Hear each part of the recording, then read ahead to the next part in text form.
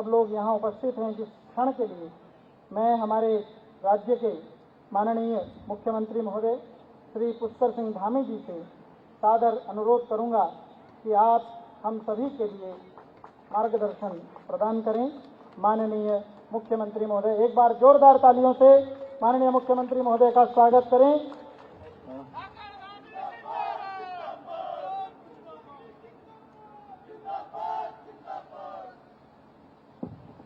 भारत माता की। ये इधर से आवाज नहीं आ रही है, पीछे वालों से। मैं देख रहा था अभी जसवंत ने भाषण दिया तब भी, और उसके बाद कंडारी ने दिया उन्होंने तब भी, और धन सिंह जी बोल रहे थे तब भी नहीं आई। क्या बात है, उधर वाले अलग आए हैं क्या? वो पीछे आगे से आ रही है आप लोगों की बस। भारत माता की, भारत माता की, धारी देवी मैया की जय। बाबा केदार, जय बाबा केदार। हेमती नंदन बहुगुणा केंद्रीय विश्वविद्यालय के छात्र संघ उद्घाटन समारोह के अवसर पर मंच पर आसीन अभी आप सब लोगों ने जिनको सुना, और श्रीनगर विधानसभा में अनेक विकास के कीर्तिमान स्थापित करने वाले आप सबके अत्यंत प्रिय यहाँ के लोकप्रिय विधायक और उत्तराखंड सरकार में अनेक विभागों के मंत्री, शिक्षा मंत्री समेत अनेक विभागों के मंत्री आदरणीय डॉक्टर धन सिंह रावत जी, और इसी विश्वविद्यालय से निकलकर छात्र संघ से अपने राजनीतिक जीवन की शुरुआत करने वाले देवप्रयाग विधानसभा के लोकप्रिय विधायक भाई विनोद कंडारी जी, कुलपति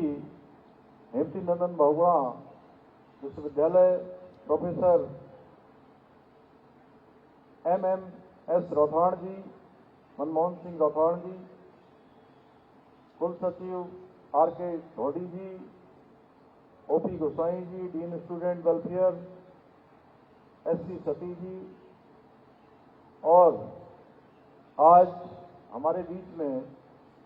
विशेष रूप से अतिथि के रूप में दिल्ली विश्वविद्यालय छात्र संघ की सचिव मित्रविंदा गणवाल जी, मैं एक बार आपका सब लोगों से कम हमारे पीछे सभी स्टूडेंट जितने हमारे छात्र छात्राएं हैं, जोर से स्वागत कर दीजिए जरा। दिल्ली से आई हैं हमारे, और हमारे युवा और छात्र संघ के ओजस्वी अध्यक्ष जिन्होंने अपना बहुत शानदार उद्बोधन यहाँ पर रखा, श्री जसवंत सिंह राणा जी, उपाध्यक्ष छात्र संघ अमन काला जी, समरजीत तेवतिया जी, संयुक्त सचिव सुश्री प्रियंका जी, छात्र प्रतिनिधि आशीष पंत जी, सुधांशु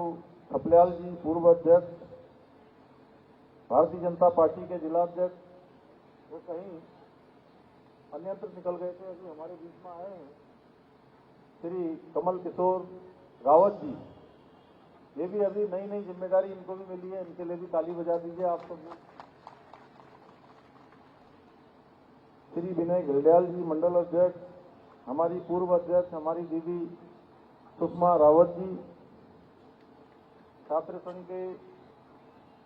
सभी हमारे पूर्व के अध्यक्ष सुधीर जोशी जी, शैलेश मलासी जी, श्री अमन पंत जी, अर्जुन गैरोला जी,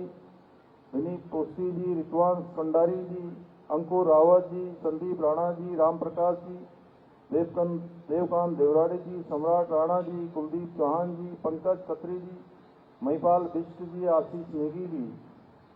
और आज के कार्यक्रम में यहाँ पर उपस्थित आदि बिरला परिसर केंद्रीय विश्वविद्यालय के सभी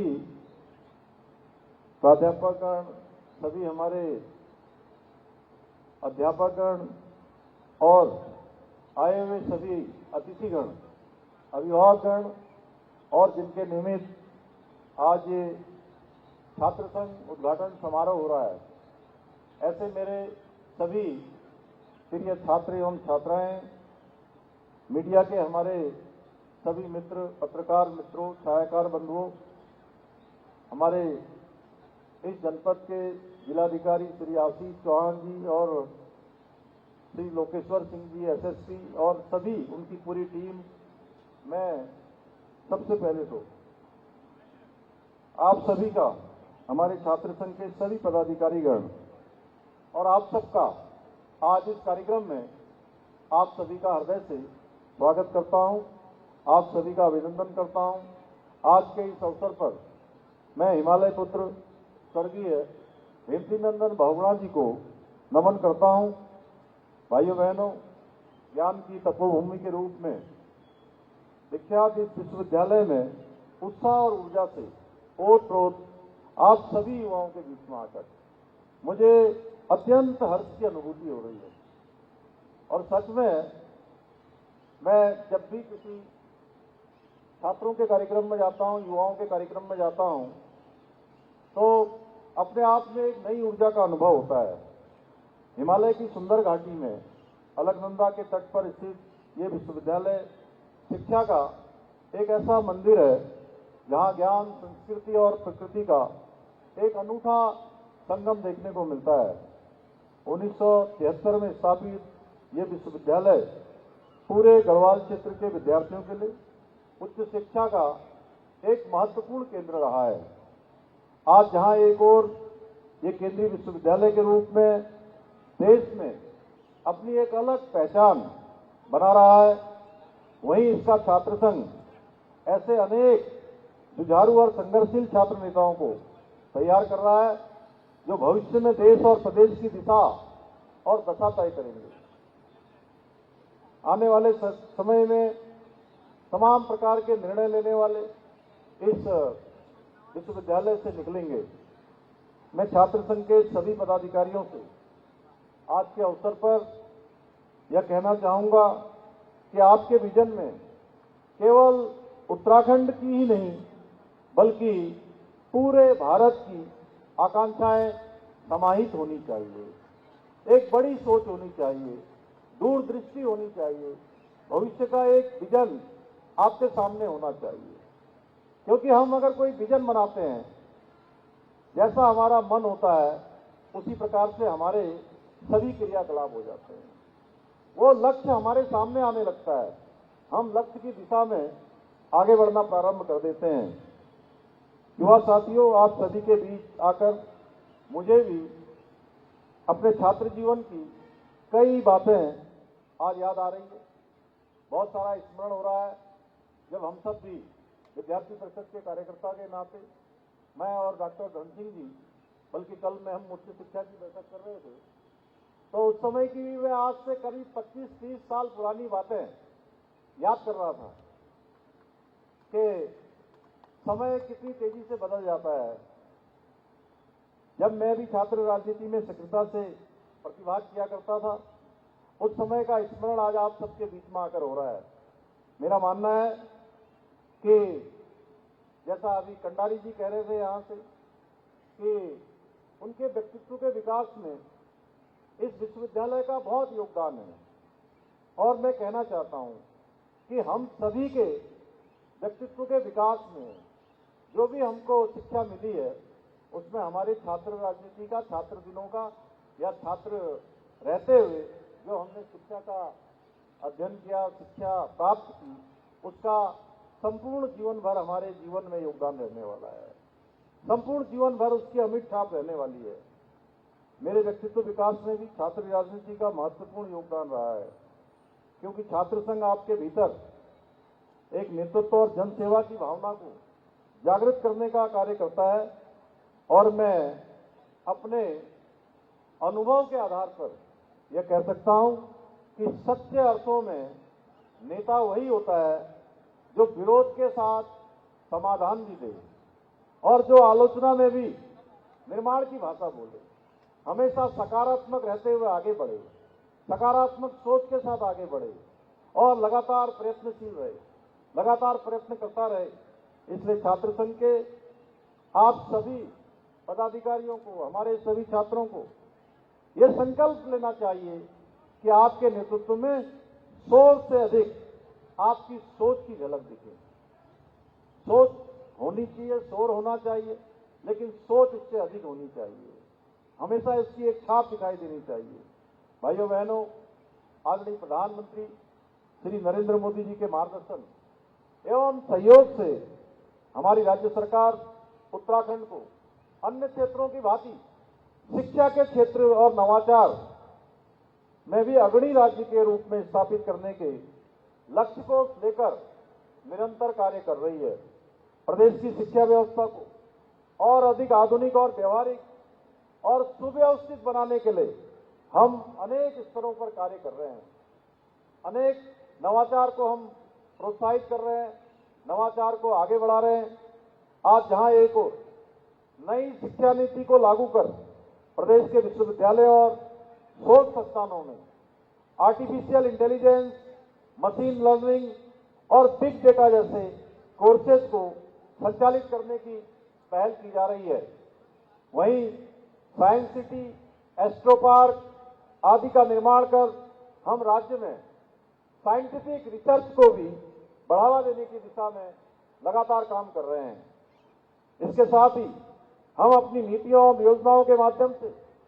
राज्य में हमारे नौजवान युवा जो स्टार्टअप के क्षेत्र में काम कर रहे हैं, स्टार्टअप को प्रोत्साहित कर एक ऐसा इकोसिस्टम विकसित करने का प्रयास कर रहे हैं जहां हमारे युवा नौजवान, हमारे प्रतिभावान, इस राज्य के होनहार युवा अब नौकरी मांगने वाले न बने, बल्कि आने वाले समय में वो नौकरी देने वाले बन सकें। सभी का अपने साथ साथ अन्य लोगों को भी रोजगार और स्वरोजगार से जोड़ने का काम कर सकें। इतना ही नहीं, आज उत्तराखंड के महाविद्यालयों में इंफ्रास्ट्रक्चर को मजबूत करने के साथ साथ 9 महाविद्यालयों की स्थापना करने की दिशा में भी कार्य किया जा रहा है। इसी प्रकार राज्य में 20 मॉडल कॉलेज की स्थापना की जा रही है और महिला छात्रावास एवं आईटी लैब सहित परीक्षा भवनों आदि का निर्माण भी किया जा रहा है। वहीं दूसरी ओर नई भर्तियों के माध्यम से उच्च शिक्षण संस्थानों में टीचिंग स्टाफ की कमी को पूरा करने का भी हर संभव प्रयास किया जा रहा है। इसके साथ ही मुख्यमंत्री शोध प्रोत्साहन योजना के माध्यम से राज्य के विश्वविद्यालय और महाविद्यालयों में कार्यरत प्राध्यापकों को 18 लाख रुपए तक का शोध अनुदान प्रदान किया जा रहा है। इतना ही नहीं, उत्कृष्ट शोध पत्र प्रकाशन हेतु राज्य सरकार द्वारा प्रोत्साहन पुरस्कार भी प्रदान किया जा रहा है। इसके अलावा हमारी सरकार द्वारा संघ लोक सेवा आयोग, एनडीए, सीडीएस एवं उसके समकक्ष लिखित परीक्षा पास करने वाले अभ्यर्थियों को साक्षात्कार की तैयारी हेतु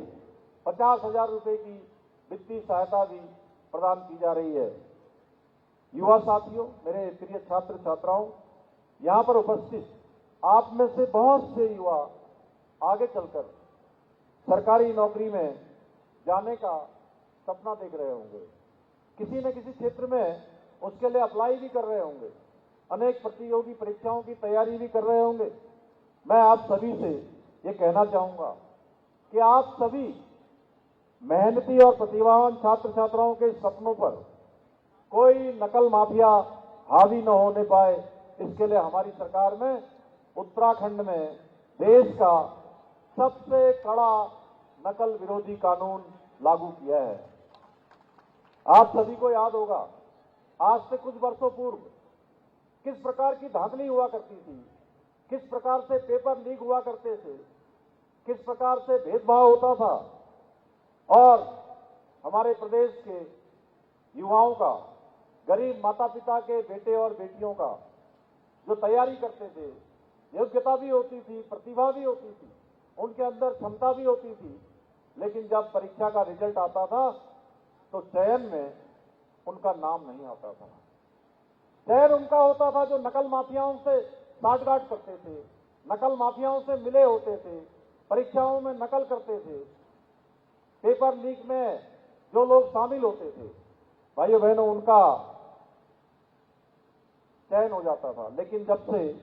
हमने नकल विरोधी कानून लागू किया है, तब से एक परीक्षा का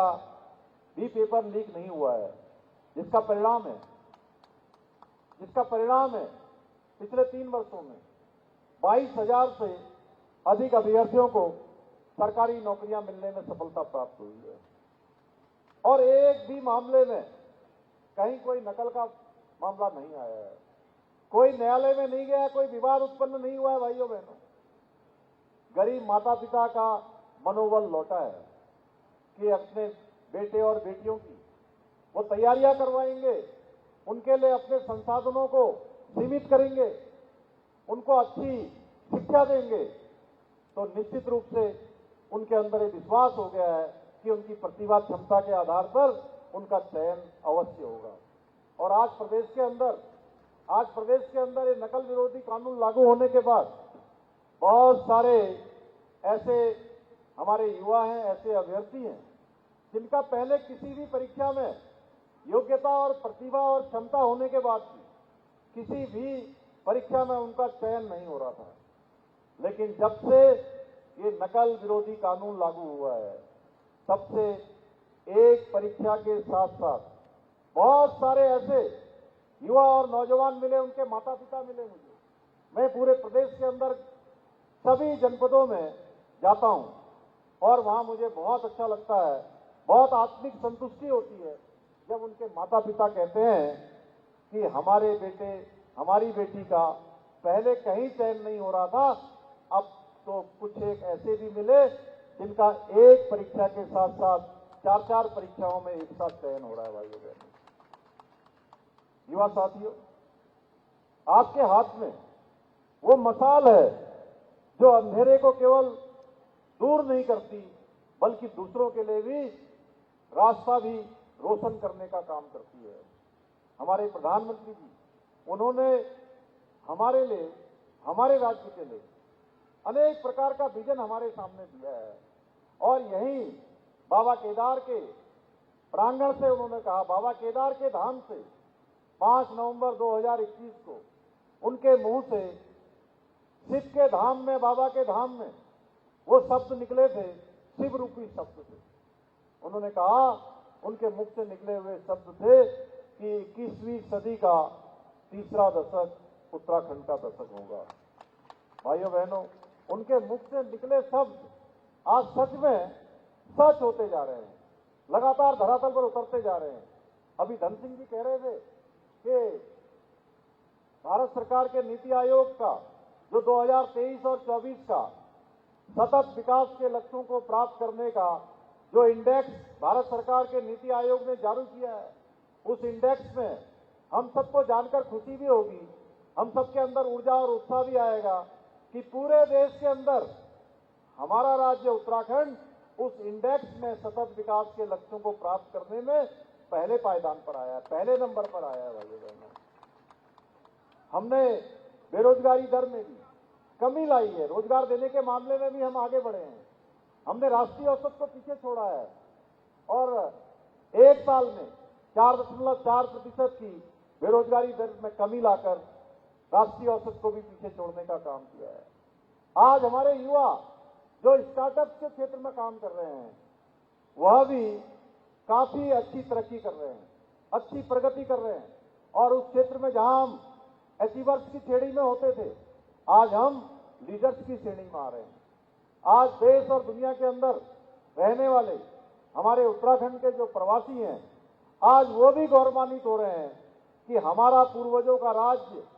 हमारा पैतृक राज्य, जहां से हमारी जड़ें जुड़ी हुई हैं, आज तेजी से प्रगति कर रहा है। आज वो इस बात पर गौरवान्वित हो रहे हैं कि उत्तराखंड देश का पहला ऐसा राज्य बन गया जहां देश की आजादी के बाद सबसे पहले समान नागरिक संहिता यूसीसी का कानून लागू हो गया है। भाइयों बहनों, यह हमारा संकल्प था, यह हमारा वायदा नहीं था। देवभूमि उत्तराखंड की जनता के साथ हमने ये वचन दिया था आदरणीय प्रधानमंत्री मोदी जी के नेतृत्व में कि नई सरकार के गठन होते ही हम यूसीसी लागू करेंगे और हमने अपना वचन उत्तराखंड की देवबंधु जनता के साथ किया हुआ वचन हमने पूरा किया है। भाइयों बहनों, हमने इसके साथ साथ जो भी संकल्प देवभूमि की जनता से लिए हैं वो सारे संकल्प हम पूरा कर रहे हैं। हमने कहा था हम एक सशक्त भू कानून लाएंगे, भू सुधार की दिशा में हम आगे बढ़ेंगे। हम भाइयों बहनों, हमने इसलिए जो विधानसभा का सत्र हमारा संपन्न हुआ है उस सत्र में एक सशक्त भू कानून लाकर इसकी शुरुआत कर दी है और ये कोई समापन नहीं है, शुरुआत हुई है। अनेक क्षेत्रों में हम नवाचार कर रहे हैं कि हमारा राज्य आगे बढ़े, आने वाले समय में हमारा राज्य हिंदुस्तान का श्रेष्ठ राज्य बने और ये हमारा संकल्प है और ये संकल्प हमारा विकल्प रहित है। भाइयों बहनों, इस विकल्प रहित संकल्प को पूरा करने में आप सबके द्वारा जो लगातार योगदान दिया जाता रहा है, मैं आपसे अनुरोध करता हूं कि आने वाले समय में भी आप सबका सहयोग, आप सबका आशीर्वाद इसी तरह हम सबके साथ बना रहेगा। और आज जो भाई जसवंत ने बातें कही हैं उसके बारे में धन सिंह जी ने बता ही दिया है, लेकिन फिर भी जो भी यहाँ पर छात्र संघ के इस विश्वविद्यालय के उत्थान के लिए, उन्नयन के लिए जो भी आवश्यकता होगी उसमें हम आपके साथ, हमारी पूरी टीम कंधे से कंधा मिलाकर खड़ी रहेगी, पूरी सरकार खड़ी रहेगी, हम आपके साथ हैं। आप आगे बढ़िए। मैं सभी को आज इस अवसर पर एक बार फिर से धन्यवाद देते हुए, आप सबका हृदय से अभिनंदन करते हुए, हमारे कर्मचारी संघ के नए अध्यक्ष बने हैं उनका भी मैं एक बार उनको भी बहुत बधाई देते हुए, उनके भी उज्जवल कार्यकाल की शुभकामनाएं करते हुए और छात्र संघ के अध्यक्ष भी रहे हैं, तो हमारे सभी छात्र संघ के पदाधिकारियों को मैं अपनी बहुत शुभकामनाएं देता हूं कि आप सबका कार्यकाल बहुत ही जो है यशस्वी हो और आप अपने लक्ष्य को प्राप्त करें, आगे बढ़ते जाएं, जन सेवा, छात्र सेवा लगातार करते रहें। भगवान की कृपा आप पर बनी रहे, गुरुजनों का आशीर्वाद बने रहे, आपके माता पिता का आशीर्वाद बना रहे। इसी विश्वास के साथ आप सभी छात्र छात्राओं को उज्जवल भविष्य की कामना करते हुए मैं अपनी बात को समाप्त करता हूँ। बहुत बहुत धन्यवाद।